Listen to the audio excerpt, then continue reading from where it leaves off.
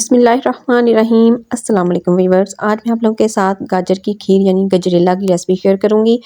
बहुत ही मज़े की रेसिपी है और बहुत ही जल्दी बनने वाली है।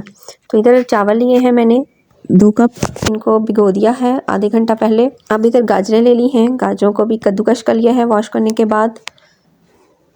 अब मैंने इधर एक पतीली ली है और इसमें मैंने दूध डाल दिया है। 3 लीटर दूध मैंने लिया है और इसको अब हमने रख देना है चूल्हे पे पकने के लिए। और साथ ही मैं डाल रही हूँ इसमें गाजरें कद्दूकस जो की हैं वो, और जो मैंने चावल भिगोए थे उनको ग्राइंड कर लिया है। गाजरें मैंने 1 किलो ली हैं, 3 किलो दूध है, 1 किलो गाजरें हैं और 2 कप ये चावल लिए थे, इनको भिगो लिया था आधा घंटा और ग्राइंड कर लिया है।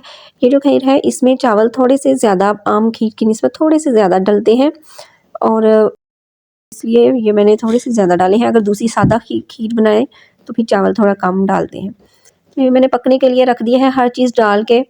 तो ये देखें, ये अब बस इसका चम्मच लाते जाना है, इसको छोड़ना नहीं है, अदरवाइज़ ये बहुत जल्दी नीचे लग जाती है और स्मेल आना शुरू हो जाती है, फिर पूरी खीर ख़राब हो जाती है। ज़रा सी भी इसमें स्मेल आ जाए तो सारी की सारी खीर में से कड़वाहट आनी शुरू हो जाती है।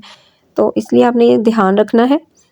तो ये देखिए तकरीबन बनने के आधी बन चुकी है। अभी वैसे चावल और खीर जो है दूध है वो अलग-अलग से ही है, आधी बनी है, अब पूरी तैयार नहीं हुई अभी तक।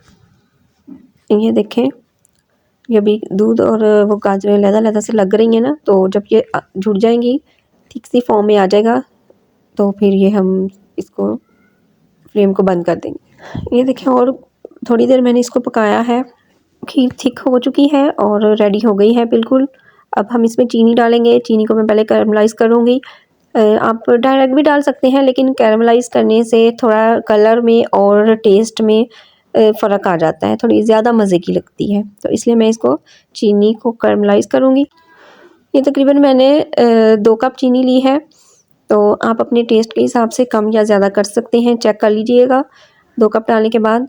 अगर कम लगे तो और डाल दीजिएगा, अगर किसी को ज़्यादा नहीं पसंद तो फिर थोड़ी सी कम डालिएगा और बाद में चेक करके डाल दीजिएगा। चैनल पे नए हैं तो काइंडली से सब्सक्राइब कर दें, वीडियो अच्छी लगे तो लाइक कर दीजिएगा और बेल आइकन को प्रेस करना मत भूलिएगा। फेसबुक से देख रहे हैं तो मेरे पेज को फॉलो करना भी मत भूलिएगा। चीनी मेल्ट हो चुकी है, ये देखिए इसका कलर। अब मैं इसको शामिल कर रही हूँ खीर के अंदर और बस फिर मिक्स करेंगे और थोड़ा सा फ्लेम मैंने ऑन रखा हुआ है, मिक्स करने तक मैं फ्लेम जो है वो चलता रहने दूँगी 5 मिनट तक, उसके बाद फिर फ्लेम बंद कर दूँगी। ये मैंने अभी इसको डिश आउट कर लिया है और ये देखें थोड़ी ठंडी हो गई है। अब मैं इजाज़त चाहती हूँ, आपके वैल्यूएबल फीडबैक का मुझे इंतज़ार रहेगा। दुआओं में याद रखिएगा, अपना बहुत सारा ख्याल रखिएगा। अल्लाह हाफ़िज़।